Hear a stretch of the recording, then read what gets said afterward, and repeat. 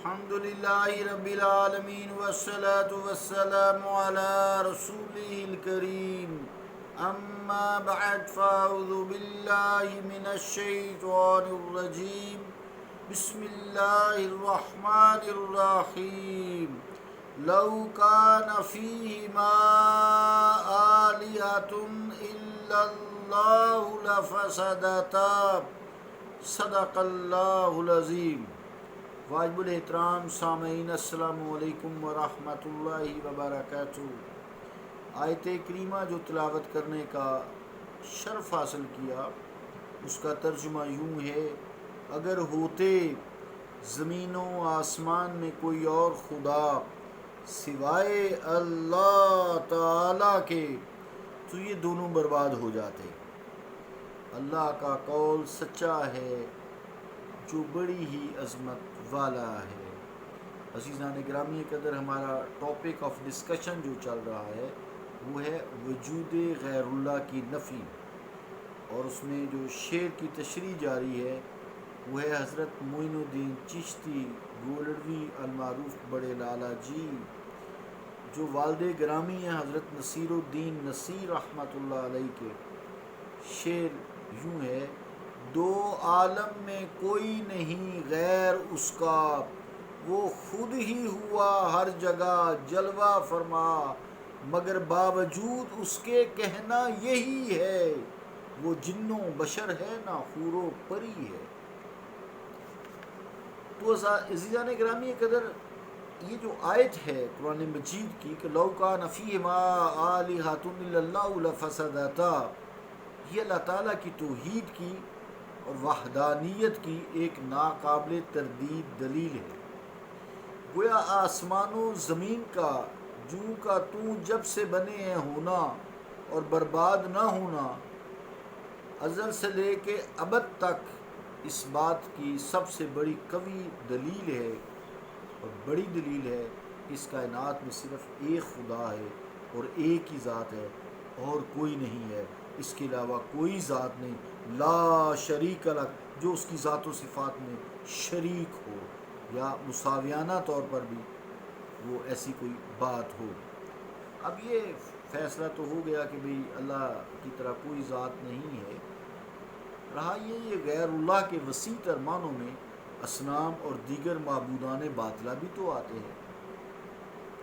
آئیے چلو کچھ دیر کے لیے ہم تسلیم کر لیتے ہیں جو لوگ انبیاء، صدیقین، شہداء، صالحین سے عقیدت رکھنے والوں کو مشرک کہتے ہیں، اور ان دو پاک ہستیوں کو وہ بت کے مشابہ قرار دیتے ہیں، چلیں مان لیتے ہیں کہ ایسے معبود ذات باری تعالیٰ کی ذات و صفات میں شریک نہیں، تو پھر ان کی پوجا اور ان سے التجائیں کیوں کی جاتی ہیں؟ یہ بت پرستی کی بات ہے، آگ پرستی کی بات ہے۔ نیک لوگوں سے تو لوگ عقیدت رکھتے ہیں نا، وہ تو غلط لوگ ان پہ الزام ٹھونکتے ہیں۔ سورج کی لوگ پوجا کرتے ہیں، بدھسٹ جو ہیں بدھ مت کی پوجا کرتے ہیں، چائنا اور یہ جاپان وغیرہ کے لوگ جو ہیں۔ پھر کچھ لوگ حضرت عیسیٰ انبیاء کی بھی پوجا کرتے ہیں۔ تو صنم، لیکن اس کے باوجود انبیاء بت نہیں ہیں، وہ یہ غلط بات کرتے ہیں۔ وہ کل بات ہوئی تھی ان پہ، اس سے پہلے بھی ہوئی تھی۔ صنم پرست ان سے وہ کیا سلوک کرتے ہیں یا وہ کیوں سلوک کرتے ہیں جس کا استحقاق صرف اور صرف خدائے وحدہ لا شریک کو ہی حاصل ہے؟ تو آپ کا عزیزان گرامی قدر جو لوگ اعتراض کرتے ہیں ہم ان کو ادب سے کہتے ہیں کہ جناب ہمارے آپ عزیز ہو، مسلمان بھائی ہو، مسلمانوں پر کیوں مشرک کے فتوے تھونکتے ہو؟ آپ کا یہ اعتراض بجا ہے، اور ہم بھی چلو کچھ دیر کے لیے اسلام سے یہی سوال کر لیتے ہیں، بتوں سے پوچھ لیتے ہیں کہ جب تم ذات باری کی ذات و صفات میں شریک نہیں، نہ تم خدا ہو نہ خدا کی طرح متصرف بذات ہو، تو پھر اپنی پوجا کیوں کروا رہے ہو؟ بتوں سے جا کر پوچھیں بت خانوں میں، تو وہ زبان حال سے یہ جواب دیتے ہیں، زبان حال سے، قال سے نہیں، وہ تو بیچارے بول ہی نہیں سکتے، قال کیا کریں گے؟ تو وہ زبان حال سے یعنی خاموشی سے جواب دیتے ہیں، ہم خود سمجھ لیتے ہیں کہ تمہیں اپنی پوجا کروانے اور خدا کہلوانے سے کس نے روکا ہے؟ ہم نے تو از خود کوئی ایسا دعویٰ نہیں کیا کہ ہم خدا ہیں جس میں الوہیت کی بو پائی جاتی ہو۔ تم تو خاموش تماشائی ہو، تم جیسے انسان ہمارے ساتھ جو سلوک کر رہے ہیں، ہم آئینہ حیرت خود بھی بنے ہوئے ہیں اور دیکھ رہی ہیں، اور پھر تم اپنے مالک حقیقی کی قدرت کاملہ کے قائل نہیں ہو؟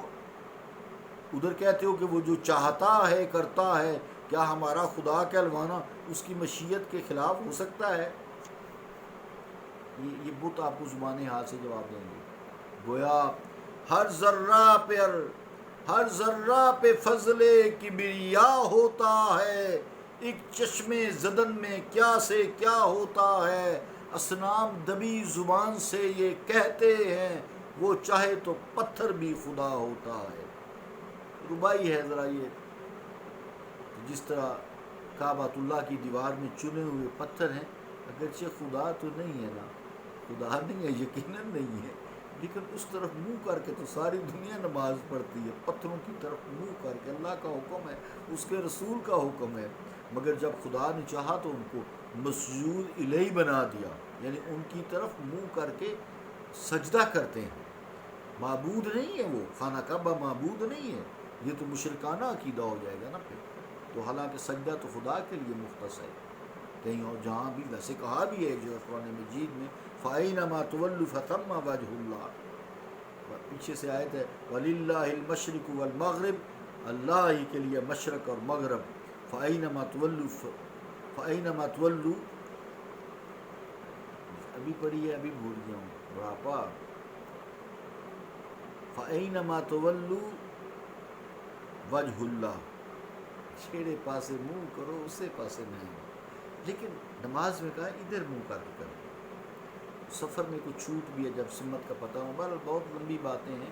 کعبہ کے پتھر بھی تو غیر اللہ ہی ہیں نا. بہرحال اللہ تعالیٰ جس کے چاہے ہر ذرہ پہ فضل کبریا ہوتا ہے، ایک چشم زدن میں کیا سے کیا ہوتا ہے، اصنام دبی زبان سے یہ کہتے ہیں، وہ چاہے تو پتھر بھی خدا ہوتا ہے. سب اسی کی مشیت سے. اللہ تعالیٰ دین کی سمجھ عطا فرمائے اور اپنا قرب نصیب فرمائے. صلی اللہ تعالیٰ علی رسول خیر خلقہ محمد وعلی آلہ وصحبہ اجمعین برحمتک یا ارحم الراحمین.